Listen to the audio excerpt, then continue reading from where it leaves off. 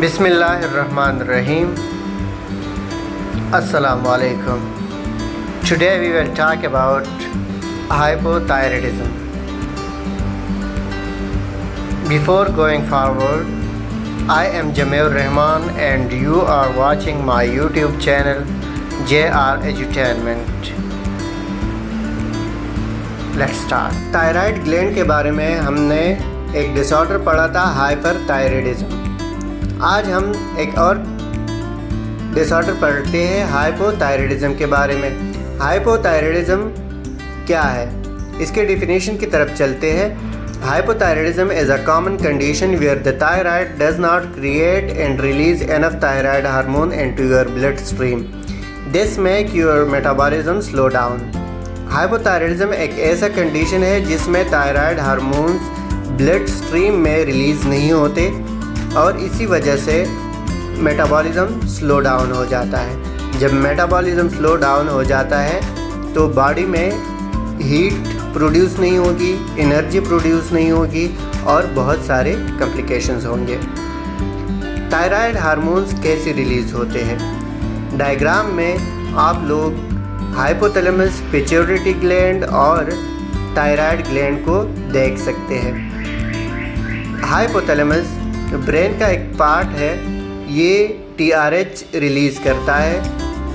TRH thyroid releasing hormone, ये pituitary gland पे असर करता है और ये पिट्यूटरी ग्लैंड TSH रिलीज़ करता है। जब TSH thyroid stimulating hormones release होता है तो ये थायराइड ग्लैंड पे इफ़ेक्ट करता है और 3 किस्म के थायराइड हार्मोन्स रिलीज़ होते हैं। T3, T4 और कैल्सिटोनिन रिलीज़ होते हैं। T3 को हम ट्राईआइडियोथायरोनिन कहते हैं। T4 को हम दूसरा नाम थायरोक्सिन के नाम से भी जानते हैं, थायरोक्सिन कहते हैं। कैल्सिटोनिन जो कि कैल्शियम के एब्जॉर्प्शन और एक्सक्रीशन के लिए बॉडी में ज़रूरी होता है, ये कैल्शियम जो हमारे मसल्स के एक्टिविटीज़ को मेंटेन करता है और इसके साथ साथ हमारी बॉडी के बोन्स को मजबूत करते हैं। Causes of hypothyroidism. हाइपोथायराइडिज्म के काजेज़ पे बात करते हैं तो हमारे पास 2 काजेज़ है, एक है प्राइमरी काजेज़ और दूसरा है सेकेंडरी काजेज़।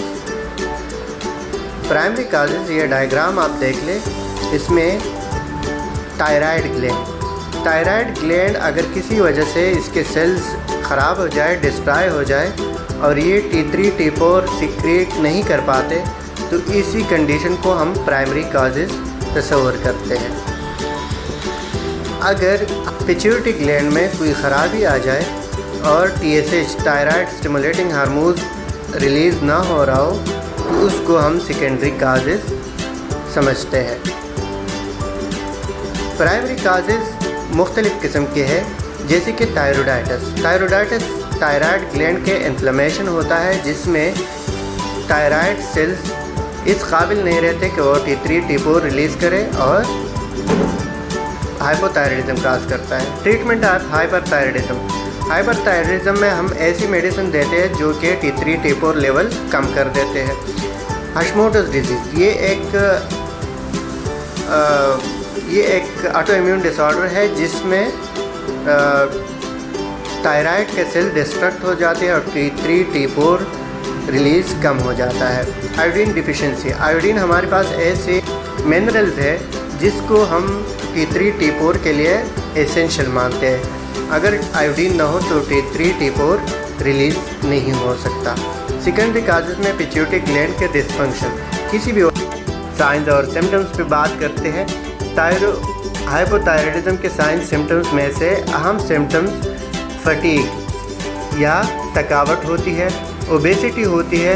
ओबेसिटी इसलिए होता है क्योंकि मेटाबॉलिज्म रेट स्लो डाउन हो जाता है, इसी वजह से ओबेसिटी होती है। फीलिंग कोल्ड, मतलब इंसान को सर्दी बर्दाश्त नहीं होती, बहुत ज़्यादा सर्दी लगती है।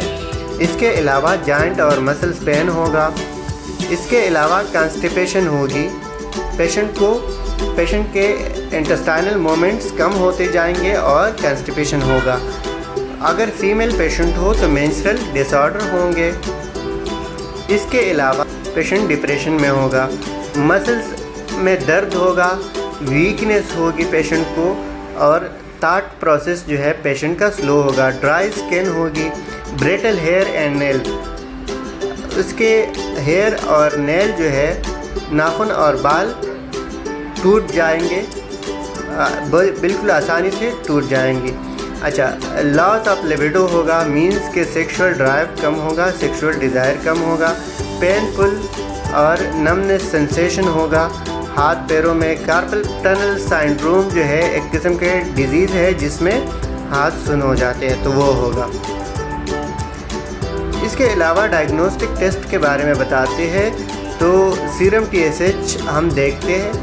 Serum TSH thyroid stimulating hormones level जो है वो इंक्रीज़ होगा हाइपोथायराइडिज्म में, और हम थायराइड स्कैन करते हैं, अल्ट्रासाउंड करते हैं, MRI और CT स्कैन करते हैं। इसके अलावा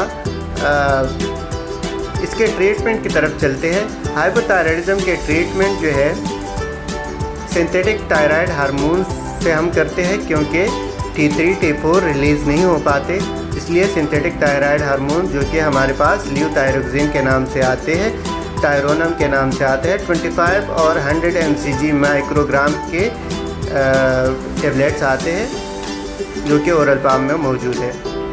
हाइपरथायराइडिज्म और हाइपोथायराइडिज्म के बीच डिफरेंस क्या है? डिफरेंस के बारे में बताते हैं तो हाइपरथायराइडिज्म में टेकिकार्डिया होगा और हाइपोथायराइडिज्म में ब्रेडिकार्डिया होगा। हाइपरथायराइडिज्म में वेट लॉस होगा क्योंकि मेटाबॉलिज्म बहुत हाइपर एक्टिव होता है। हाइपोथायराइडिज्म में वेट गेन होगा क्योंकि मेटाबॉलिज्म स्लो डाउन होता है। हाइपरथायराइडिज्म में हीट सेंसिटिविटी होगी, अगेन वही मेटाबॉलिज्म ज़्यादा होने की वजह से, और हाइपोथायराइडिज्म में कोल्ड सेंसिटिविटी होगी, मतलब सर्दी बर्दाश्त नहीं होगी क्योंकि मेटाबॉलिज्म कम है। हाइपरथायराइडिज्म में इंसोम्निया होगा, मींस के नींद नहीं आएगी, और हाइपोथायराइडिज्म में नींद बढ़ जाएगी। हाइपरथायराइडिज्म में डायरिया होगा क्योंकि इंटेस्टाइनल मूवमेंट बढ़ जाती है, और हाइपोथायराइडिज्म में इंटेस्टाइनल मूवमेंट कम हो जाती है, तो इसी वजह से कॉन्स्टिपेशन होगी। मेटाबॉलिक रेट हाई होगी हाइपरथायराइडिज्म में, और अगेन हाइपोथायराइडिज्म में मेटाबॉलिक रेट कम होगी। हाइपरथायराइडिज्म को हम ओवर एक्टिव थायराइड भी कहते हैं, और हाइपोथायराइडिज्म को हम अंडर एक्टिव थायराइड भी कहते हैं। हाइपरथायराइडिज्म में TSH का लेवल डिक्रीज़ होगा, याद रखिएगा, हाइपरथायराइडिज्म में TSH लेवल डिक्रीज़ होगा, और हाइपोथायराइडिज्म में TSH का लेवल इंक्रीज़ होगा। This is enough for now. Please do like, comment, subscribe and share it to your colleagues. Thanks for watching.